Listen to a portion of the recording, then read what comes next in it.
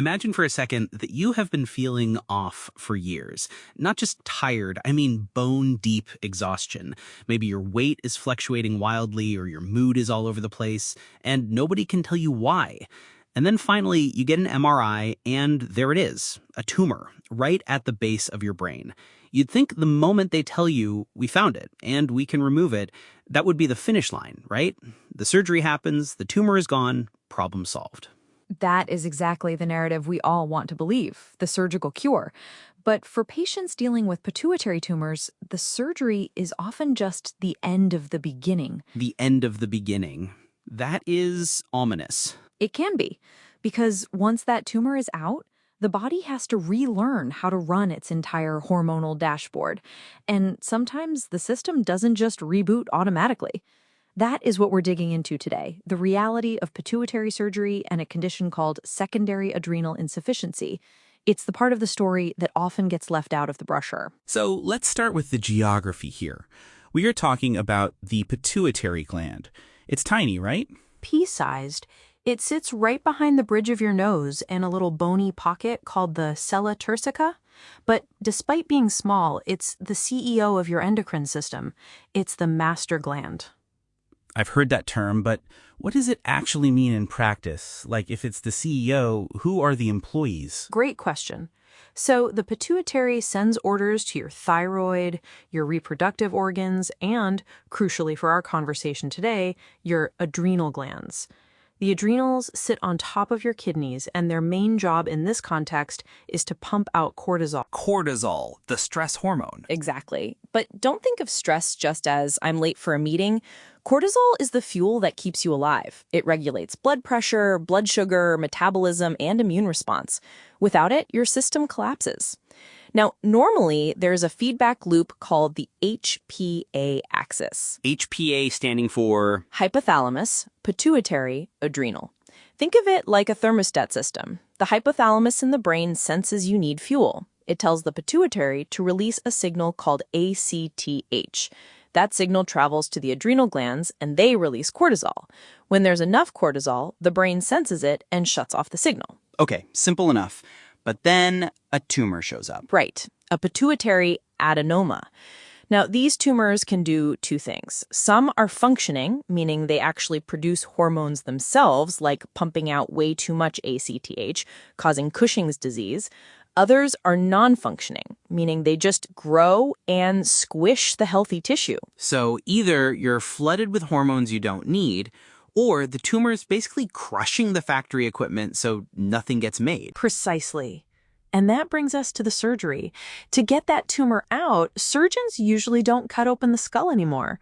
They use a technique that actually dates back to the early 1900s, pioneered by legends like Harvey Cushing and Oscar Hirsch. Wait, really? I assumed brain surgery through the nose was a modern thing. It's fascinating history. Harvey Cushing did his first transsphenoidal surgery, that's through the sphenoid sinus via the nose, back in 1909. It fell out of favor for a few decades because of infection risks back then, but it came roaring back with modern microscopes and endoscopes. So today, they go up through the nasal passage, break through that thin bone at the back of the sinus, and scoop the tumor out. Okay, so they go in, they scoop it out, the pressure is gone, the tumor is gone. Why isn't the patient immediately fixed? Because the factory has been offline or haywire for too long. This is where we run into secondary adrenal insufficiency, or SAI. Let's say you had a tumor that was compressing the normal pituitary cells. Those cells have been dormant. They've been squashed. You remove the tumor, but those cells are stunned. They don't just wake up and start shouting instructions to the adrenal glands immediately. So the adrenal glands are sitting there waiting for the phone to ring, but the pituitary is, what, hung over? Essentially, yes, it's stunned. That's the medical term often used in descriptions of the post-op state. But there's another scenario that's even trickier. If you had a tumor that was producing high cortisol, Cushing's disease, your normal pituitary cells went into a deep hibernation because they thought, oh, we have plenty of cortisol, we don't need to work. Right, the thermostat was reading hot, so the furnace shut off. Exactly, and it can stay shut off for a long time. So you remove the tumor that was providing the artificial heat, and suddenly, freezing cold. The body has zero cortisol. The normal cells are asleep, and the adrenal glands themselves might have atrophied, shrunk down, because they haven't been asked to work properly in months or years. That sounds incredibly dangerous. It is. Without cortisol replacement medication, immediately after surgery, a patient could go into adrenal crisis, which is life-threatening. Low blood pressure, collapse, death. It happens fast. So patients get put on steroids, hydrocortisone or prednisone, to replace what their body isn't making. But the article mentioned something that really stuck with me, the uneven recovery. Why does it feel so roller coaster-like? This is the part that drives patients crazy. There's a phenomenon called glucocorticoid withdrawal syndrome. We see this a lot in patients recovering from Cushing's. Even if we give them replacement pills that mimic a normal, healthy human level of cortisol, they feel terrible. Why, if the levels are normal? Because their body was used to super high levels. It's like a caffeine addict going from 10 coffees a day to 1. Technically, 1 coffee is normal, but to the addict, it feels like withdrawal. Patients report severe body aches, flu-like exhaustion, and deep depression, even while their doctors are telling them, your labs look great. That gaslighting feeling must be intense. You're technically cured, but you feel like you've been hit by a truck. It's a massive psychological burden. And let's clarify the symptoms of secondary adrenal insufficiency itself, because it's different from Addison's disease. You know how JFK had Addison's and he had that famous tan? Yeah, the bronzed skin look. That's primary adrenal insufficiency, where the adrenal gland itself is destroyed.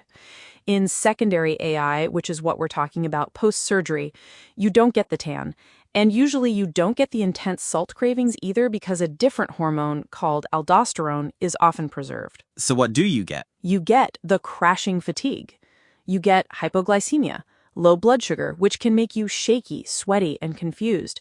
It's an invisible illness. You look pale, maybe a bit tired, but internally, your battery is draining at 10% an hour. Is this permanent? I saw some data suggesting it takes a while, but does everyone recover? Not everyone, no. The recovery stats are actually quite variable, which adds to the uncertainty for patients. A study published in the Journal of Clinical Endocrinology and Metabolism tracked recovery rates and found that while about 35% of patients might recover that HPA axis function by 6 weeks, for others, it's a much longer haul. How long are we talking? Some data shows recovery happening anywhere from 9 to 12 months post-op or even up to 2 years later. The median time in some cohorts is around a year. Imagine waiting a year to see if your body will turn the lights back on. And during that year, you're tethered to these pills. You can't skip a dose. Right, and you have to carry an emergency injection kit in case you get into a car accident or get the stomach flu because your body can't mount a stress response on its own anymore.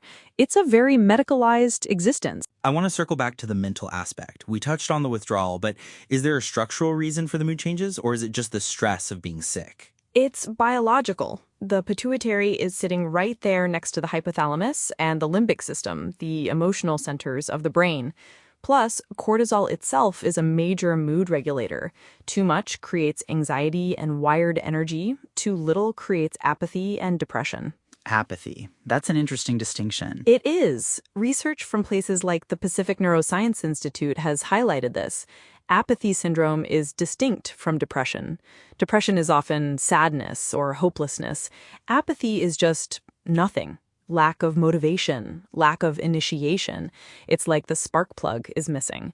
And because it doesn't always look like sadness, it can be missed by psychiatrists who might just throw antidepressants at it, which won't necessarily fix a cortisol problem. So how do doctors know when the system is coming back online? If you're taking the pills, doesn't that mask the body's natural production? That is the tricky dance of endocrinology. They have to test you. Usually they'll have you skip a dose, which is scary for the patient, and do a morning blood draw. Since cortisol naturally peaks at 8 a.m., they want to see if your pituitary is trying to wake up. And if the number is low, then you keep taking the pills. If it's borderline, they might do an ACTH stimulation test. They inject you with a synthetic signal, basically jumping the battery, to see if the adrenal glands react. If they respond, it means the machinery is working, but maybe the driver, the pituitary, is still asleep. It sounds like a process of constant vigilance. You're never quite sure if today is the day. It requires incredible patience, and for the percentage of patients who develop permanent secondary adrenal insufficiency, where the pituitary never recovers, maybe due to surgical damage or just the nature of the tumor, it requires an acceptance of a new normal. What does that life look like? Can you live a full life with permanent SAI? Absolutely. It's manageable, but it requires planning. It requires wearing the medical alert bracelet. It requires updosing your medication if you get a fever or have a dental procedure. But people run marathons, have careers, and raise families with SAI. It just stops being automatic. You have to manually drive the car that everyone else drives on autopilot. Manually driving the car. That's a really helpful image. It's not that the car is broken, it's just that the cruise control is gone forever. That's it. And I think for loved ones listening, that's the biggest takeaway. Just because the incision in the nose has healed and the hair has grown back doesn't mean the person is better yet. The internal calibration can take years. It really reframes the whole concept of recovery from healing a wound to rebuilding a system. Rachel, this has been an incredible deep dive. It makes you realize how much work our bodies do quietly in the background until they stop. We definitely take our hormones for granted until they go missing. If you know someone navigating pituitary surgery or adrenal insufficiency, send them this episode. Sometimes just having the language to explain why you're tired or why recovery is taking so long can change everything.